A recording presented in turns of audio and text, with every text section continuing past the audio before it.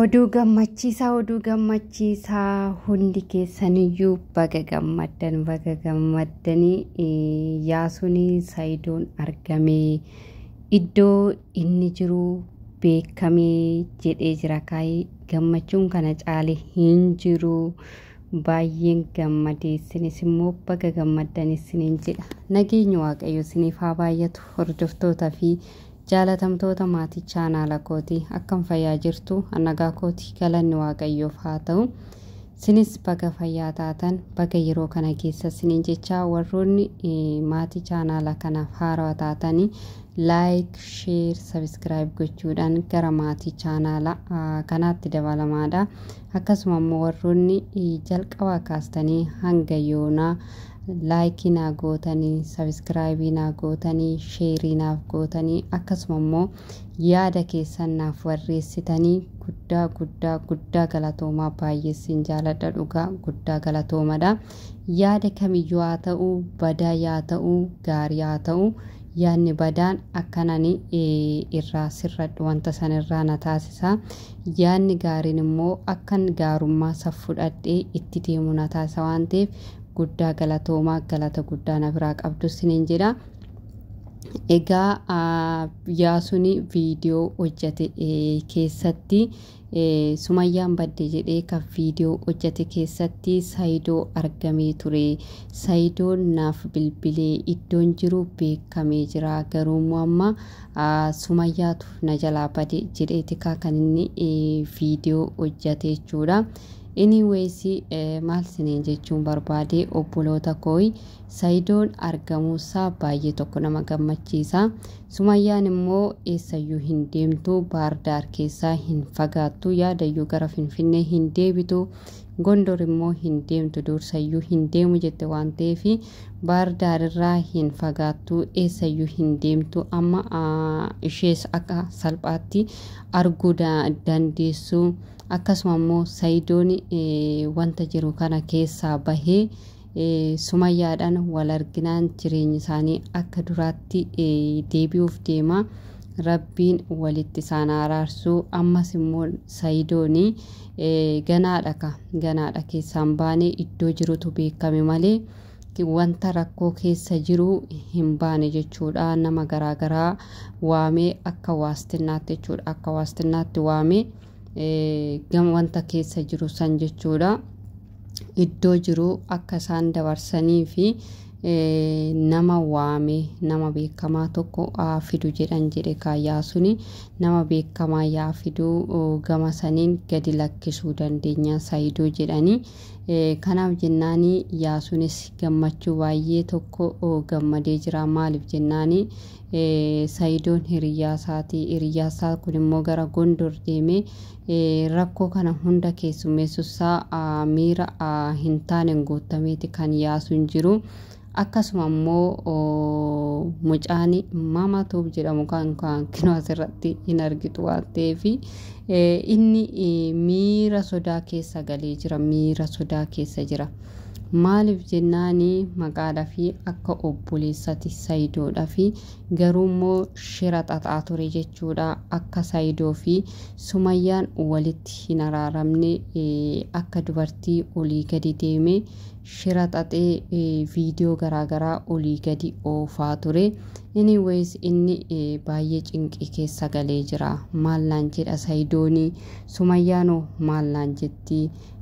waayiciti ani olii gadi gooraa ture ayyuu manaayyuu geessee akka ishee waa baay'ee haasoftu kan taasise sana waan ta'eef anaanoo maallaan jetti jedhee of cinqaa jira jechuudha kanaaf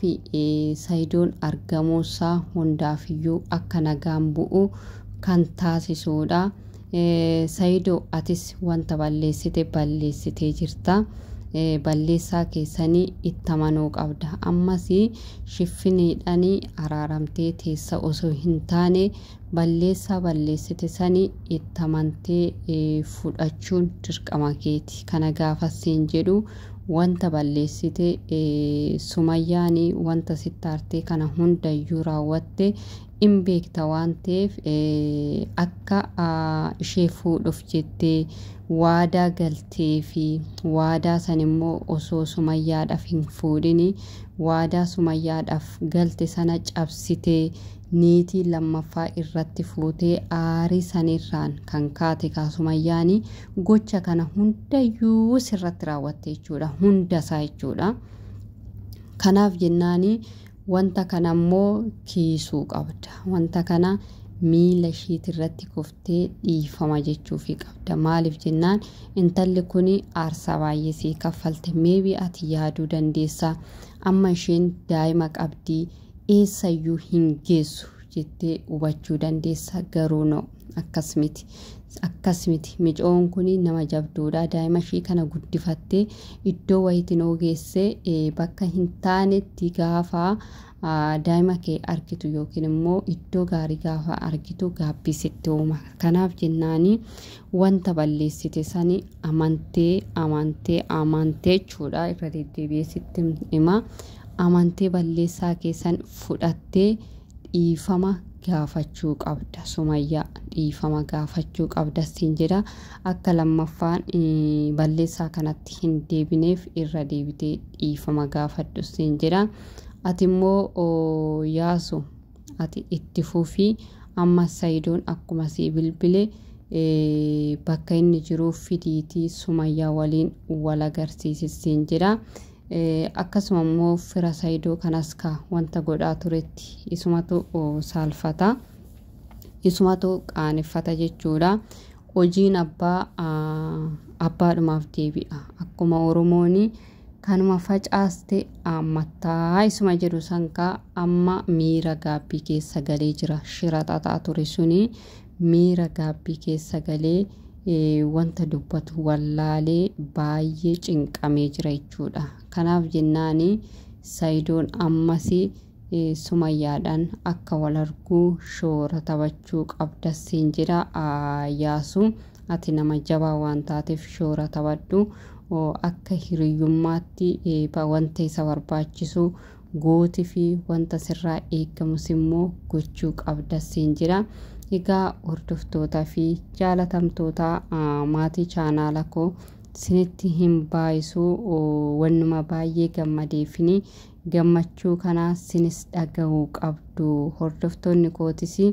Saidoo barbaadaa turanii argamuusaa dhiphina keessa turan waan ta'eef